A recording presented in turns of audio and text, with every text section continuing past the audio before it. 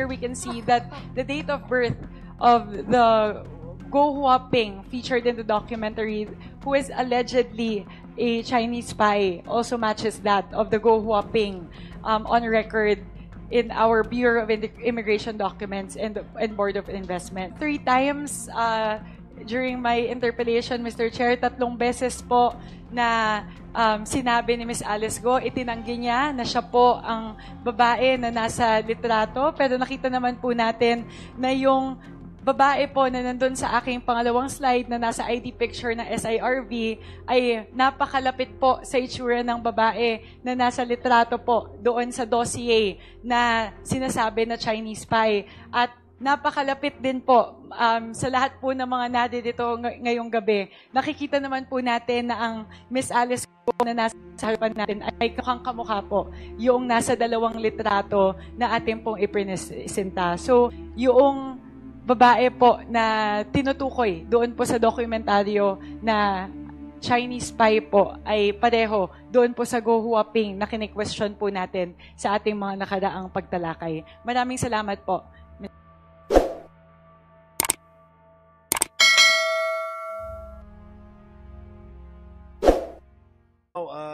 Congressman Paduano, you're recognized. Thank you, Mr. Chairman. Before I proceed with my follow-up questions with regard to the question raised by Congressman Almario and Congressman Nograles to Ms. Go Huaping. Commissioner Alegre, you're now still with the BID. Tama po? Yes, Mr. Chair. Kailan ka po pumasok sa BID? I was appointed, Mr. Chair, in January 2019 under the last administration. And, January 2019, 2019. Your Honor. And I was reappointed just recently, Your Honor, this June 2024, Mr. Chair. Why you were reappointed? I applied for the position, Your Honor. Bakit as a deputy after, kailan ka ba, bakit lumabas ka ba? I'm in coterminous, Your Honor, with the... So, when was the last? I served, Your Honor, until June 30, 2022. 2022. Then you were reappointed? This June 2024, Your Honor. Pero you entered BID? In 2019. 19? Yeah. So it's former President Duterte that appoints you? Yes, Your Honor. Previously, before your appointment sa BID, saan ka ba galing? Your Honor, I was a private law practitioner. Right. For more than 15 years, Your Honor. Okay, anyway, pwede niyong pagtulungan ni nung taga-BID, ni Commissioner, yung mga tanong ko po. Yes, Your Honor. Anyway, Miss Go Huaping, during the previous hearing, even in the Senate, inamin mo po yung tatay mo is a Chinese, di ba? Yes po, Your Honor. And what is the name of your father? Go Jianzhong. Go Jianzhong. Okay. How about yung Len Wen? She's the partner of my dad. The partner of your dad. Kaya sa korporasyon nyo, nandun yung pangalan niya. Then yung mga kapatid mo. Tama po. Opo, Your Honor. Okay. So, Chinese din siya. Lin Wenli is a Chinese po. Okay. When was the last time na nagkita kayo ni Len Wenli? April this year or May? April or May this year. Saan po? Kung di po ako nagkakamali, sa Marilao. Marilao, Bulacan. Yes po, Your Honor. Bakit may property ba siya dyan? May business niya o ano? Andun po yung embroidery business po. Niya? For the family po. Yung family. Okay. Okay. Anyway, when was the first time to acquire a Filipino passport? The first time? Your Honor, hindi ko po maalala ngayon. Just have to check yung first passport ko po. Pero sa ngayon po, hindi ko po maalala nung year po. Hindi mo maalala yung year? I think I have four Filipino passport na nakapag-renew ng 3 or 4 times. Pero I just 3 have or to 4 check times. po. BID, do you have a record? Nandito ba yung DFA? DFA? Please, okay, pwede si BID. When was Alice Go acquiring her Filipino passport? It's not exactly she acquired it, Your Honor. Our record is when she first used it. So she first used her Philippine passport on April 22, 2008. The number of the Philippine passport is RR 0401472. So, That's a departure, Your Honor. 2008. Yes, Your Honor. So this is the first departure. That was Under this particular name, under the name Alice Go, Your Honor. Alice Go. Okay. DFA.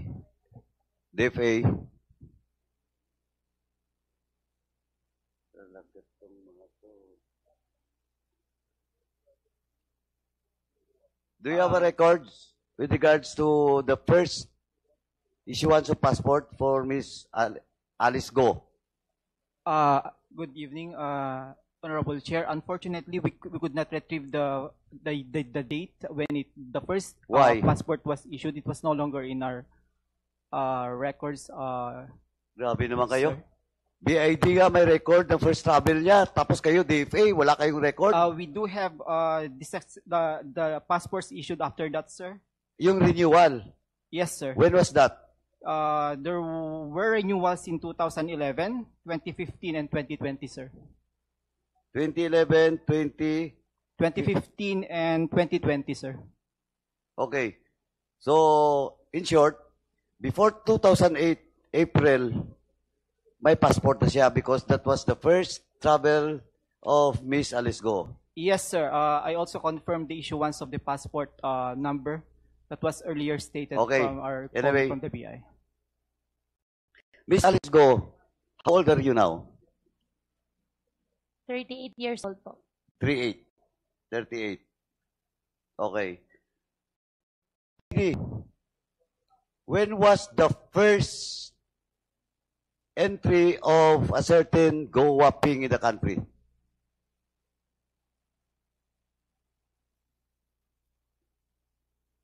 Is it di ba, January ata, 2003? Tama ba?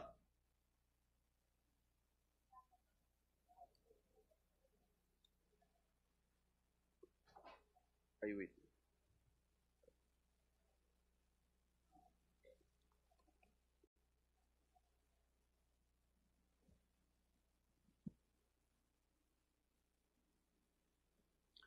The century of Gua Waping with birthday August 31, 1990, and Chinese passport number 5679410 was on January 12, 2003, Your Honor. So, January 3, 2003. January 12, 2003. January 12, 2003. Yes, Your Honor. Yung, date of birth niya?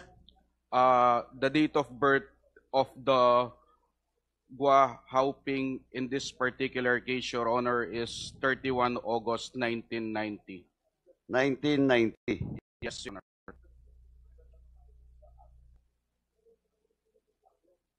Okay.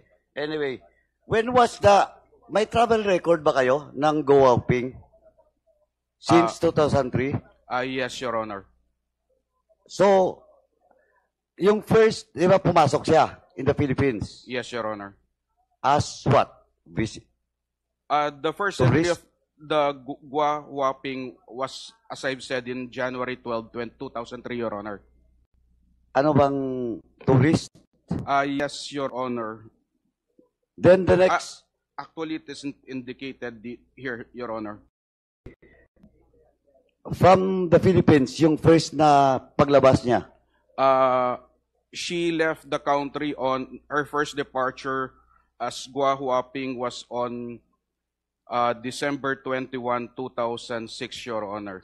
2006. So, Go Waping stays in the country for 3 years. Yes, Tama? Your Honor. Yes, Your Honor. Anong visa niya o passport niya? Apparently, Your Honor, during that period, she was able to get an SIRV, a Special Investors Visa, the one issued by the Board of Investments of the Department of Trade and Industry. Okay. So, 2006 siya lumabas ng bansa. Kailan siya bumalik? She returned on January 19, 2007, and during this particular time, her status was that of an SIRV, Your Honor. So, 2007. Yes, Your Honor. Less than a year, bumalik siya. Yes, sir. Okay. Now, ang next na travel ni Go Waping, palabas ng bansa. So, after that arrival on January 19, Mr. Chair, she again left on January 4, 2008. 2008, left the country. That is correct, sir. Okay. Then, entry. Entry is January 28, 2008. Sandali. Ang paglabas niya is 2008, di ba? Yes, sir. January 24, 2008, and then she arrived on January 9, 2008, Your Honor. So, few days lang. Yes, Your Honor. Okay. So, same 2008 ang pagbalik. Yes, Your Honor. Pabalik-balik lang si Go Waping, no? After that, may travel pa ba palabas? Yes, Your Honor. The next departure was on May 15, 2008, and she returned on May 17, 2008. So, mas matagal siya dito kaysa travel niya palabas. Bumabalik ka agad. Yes, sir. Okay. Now, ang pinakalas na travel ni Go Waping, para mabilis na lang po. The last travel of Go Waping she used passport number G34714418 was on March 22, 2011, Mr. Chair. 2011, March. Yes, Your Honor. Okay. That's during her arrival in the country. DFA, when was the renewal of Miss Alice Go doon po sa 2011? First renewal. Huwag ka muna umalis, DFA. Umupo ka nga para mabilis tayo.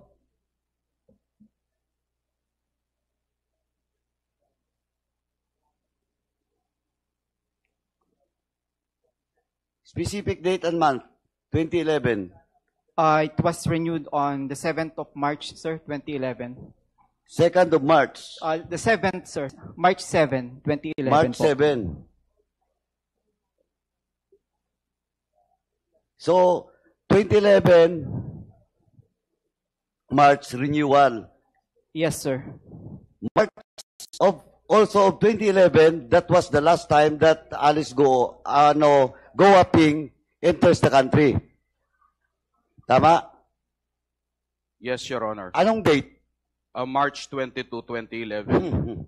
So, March 22, a matter of 15 days. After that, wala na pong travel record. After that, Your Honor, we don't have any more travel of record of So, hindi na nakalabas ng bansa si Go Waping.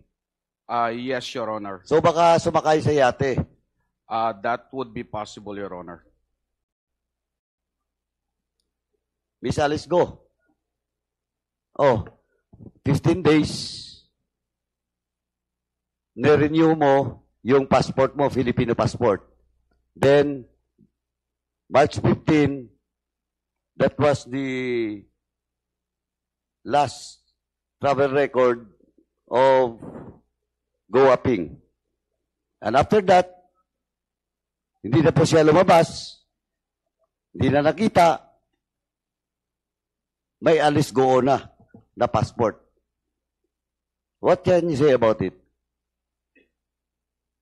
For that allegation, Your Honor, That is not allegation. That is the facts. I am not accusing you. I am just saying that Alice Go renew his passport March 7. And Go Aping last travel was also 2011 of March. Biglang nawala. Biglang naglaho. Hindi na nakabalik. When was BID? When was the last time? Anong country po? Country of origin ni Go Aping? Wait, Your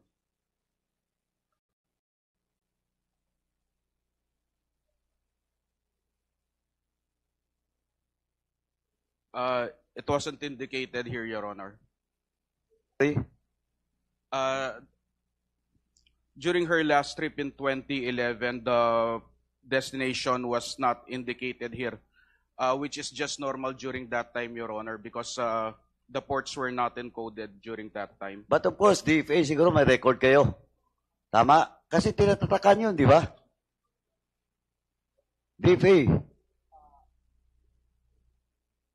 The records outside, sir? Yeah. Di ba, paglabas mo dito sa pagpasok mo doon sa country of entry, may tatak, di ba? Paglabas mo doon, may tatak din. Pagpasok mo dito, tatakan din, di ba? We defer to the BI, sir. Ito yung passport, kasi wala nga silang record, di ba? Tama? Yes, sir, but if they renew the passport, they keep the passport kasi, so we don't have the Ito, pero yung records nyo, wala? Wala po, sir. Bakit? We don't keep the records yun ang problema, of the outside Mr. Chairman. travel, sir. That's why yung passport law, dapat ayusin natin yon. We have to amend that.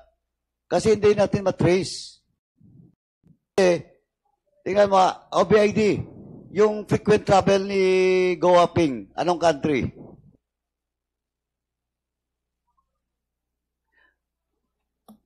During that time, Your Honor, the destination wasn't indicated yet. So the only way we will find out if the passport is presented and then the departure stamp of the country can be Correct. determined. So problema natin ngayon yan, DFA, kasi wala kayong record. Tama? Yes, sir, we don't because they keep the passport. The applicants keep the passport once they renew the.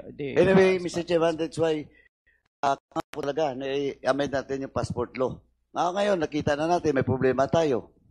Di ba? Tracing the passport of Miss Alice Go and Miss Go Aping. Now, Miss Go Aping o Alice Go, Alice Go.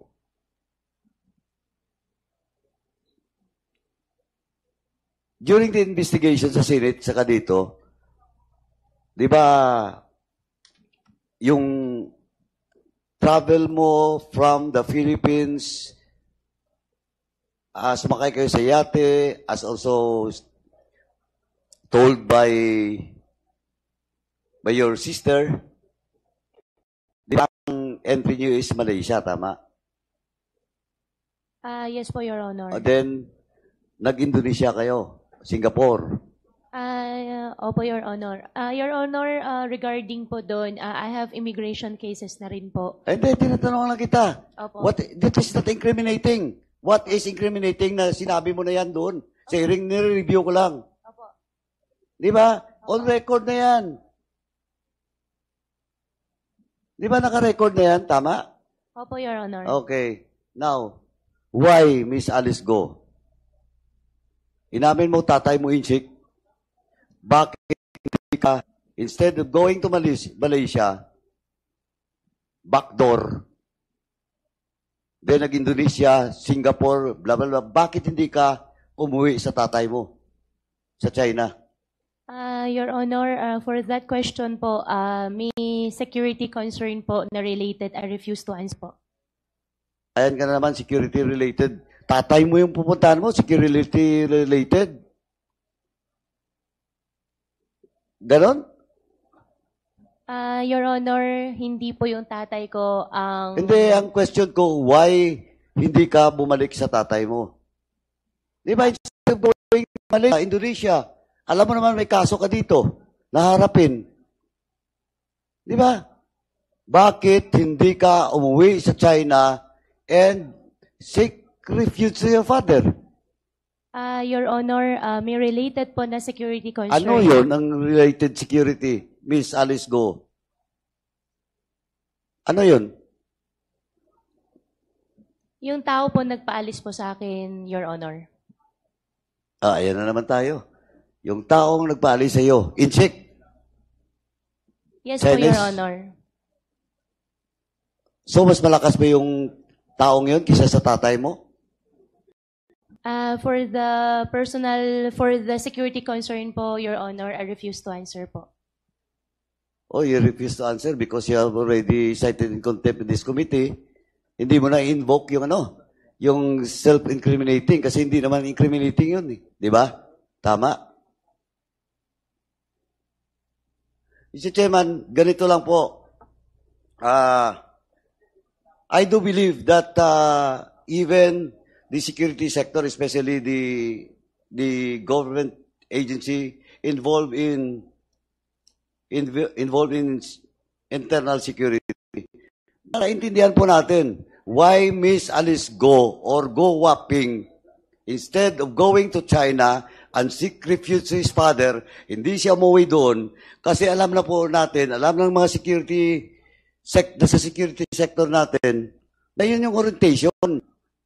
Sorry po, yun po, never go back to your country if your country will be incriminated in the cases that being filed to you in other countries.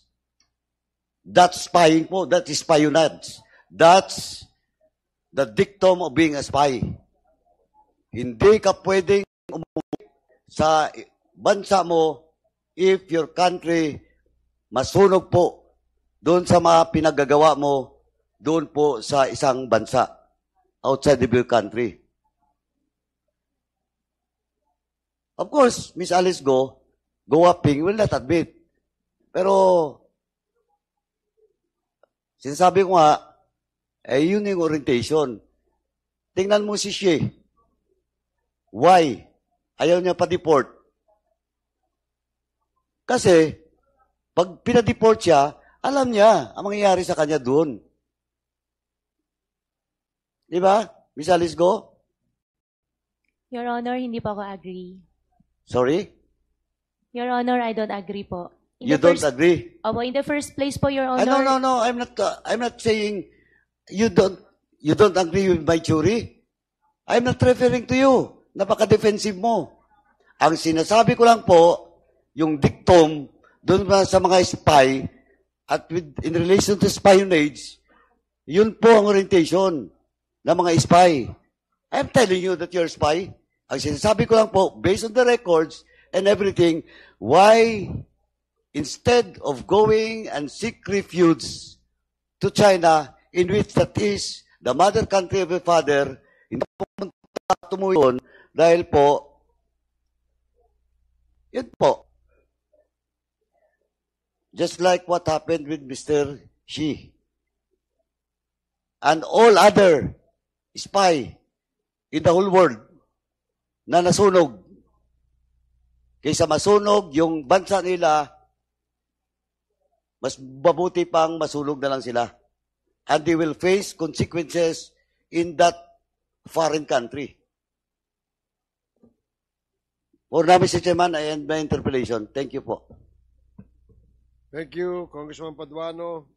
Just for a short manifestation, emphasis on the short, Congresswoman Swansing, you are recognized. Mr. Chair, may I request for 1 minute just to turn over my slides to our ComSec, Mr. Chair. Just 1 minute, Mr. Chair. Paige, can you assist?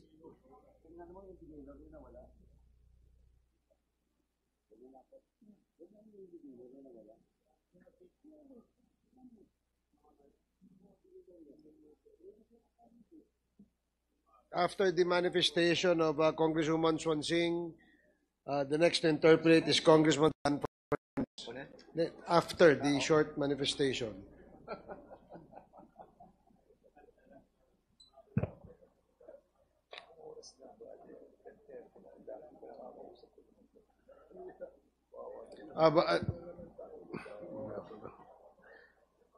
We have several resource persons. Yes, our apology, Mr. Chairman, sa mga other agencies who haven't been asked yet. No? We will be dealing with different agencies now after the Congressman Swansing.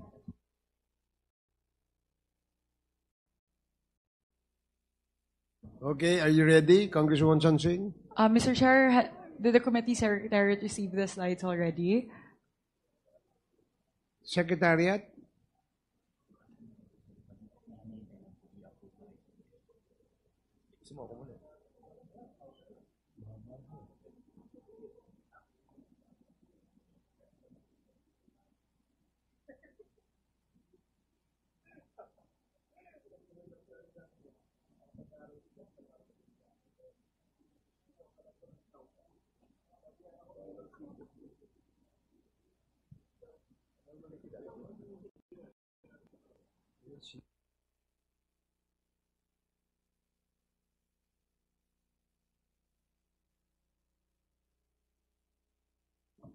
Oh, wala pa ba? Ano? Page? You should have asked the IT guys that they prepared that sana earlier.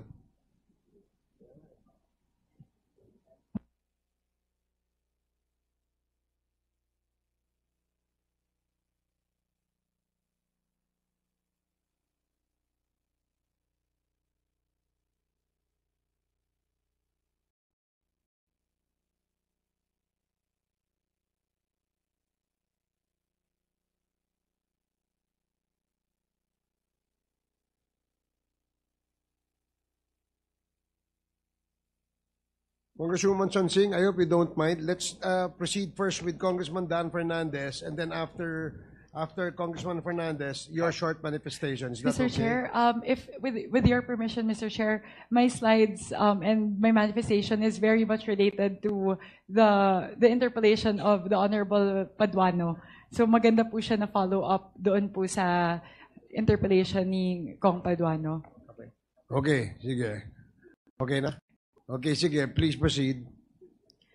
Thank you very much, Mr. Chair. Mr. Chair, I just wanted to put together a few of the documents that were previously presented in this committee as well as in the Senate hearings with regard to the identity of a certain Go Huaping.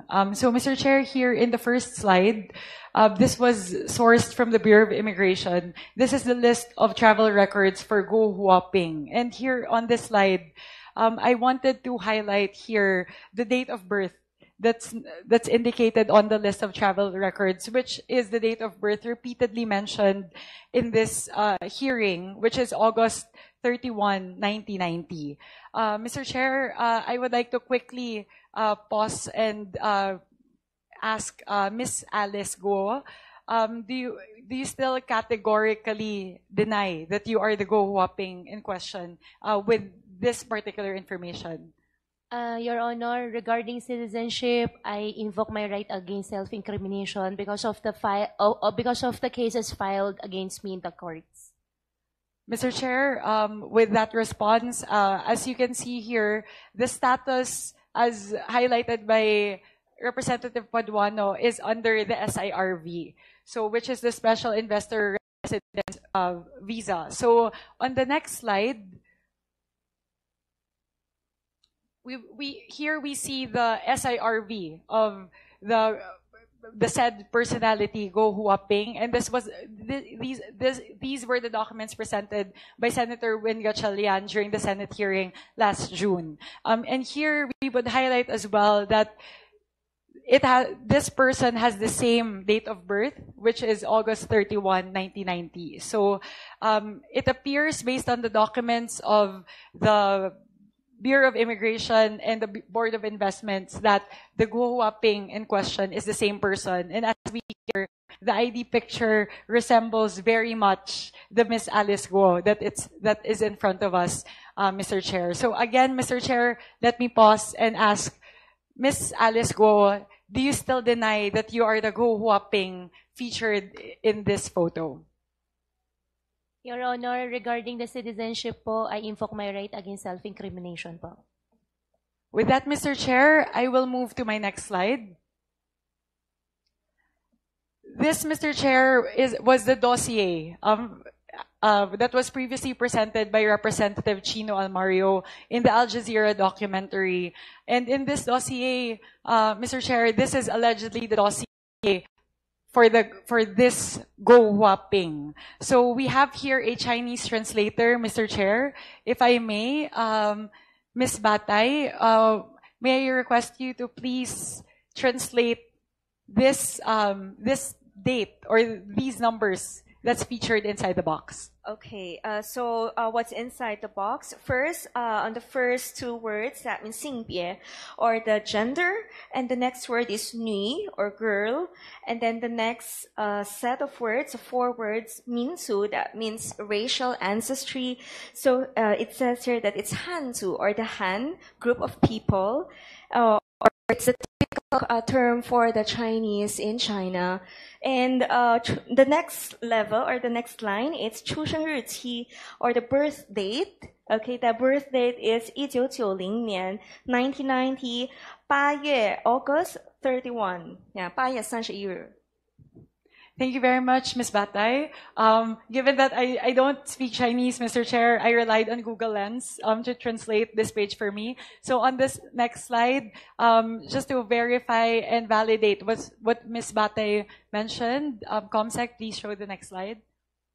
So here, translated by Google Lens, very much is a translation shared by Ms. Batay. And here we can see that the date of birth of the Go Huaping featured in the documentary, who is allegedly a Chinese spy, also matches that of the Go Huaping on record in our Bureau of Immigration Documents and Board of Investment. So, Mr. Chair, kanina po, nung tinanong po ni Congressman Almario, si Ms. Alice Go, kung siya po ba yung tao na nandoon sa dossier na sinasabi na Chinese spy, sinabi niya po na hindi. So, Mr. Chair, again, for the third time in my interpellation, I will go back to Ms. Alice Go and again ask, Ms. Alice Go, are you the woman in this photo? Hindi po, Your Honor. Mr. Chair, yun lang po. 3 times during my interpellation, Mr. Chair, 3 beses po na sinabi ni Ms. Alice Go, itinanggi niya na siya po ang babae na nasa litrato. Pero nakita naman po natin na yung babae po na nandun sa aking pangalawang slide na nasa ID picture ng SIRV ay napakalapit po sa itsura ng babae na nasa litrato po doon sa dossier na sinasabi na Chinese spy. At napakalapit din po sa lahat po ng mga nadidito ngayong gabi. Nakikita naman po natin na ang Ms. Alice Go na nasa harapan natin ay kamukha po yung nasa 2 litrato na ating pong ipresenta. So, Mr. Chair, yun lang po. I just wanted to add a little bit more beef doon po sa ating pong assertion na mukha pong yung babae po na tinutukoy doon po sa dokumentaryo na Chinese spy po ay pareho doon po sa Go Huaping na kini-question po natin sa ating mga nakaraang pagtalakay. Maraming salamat po.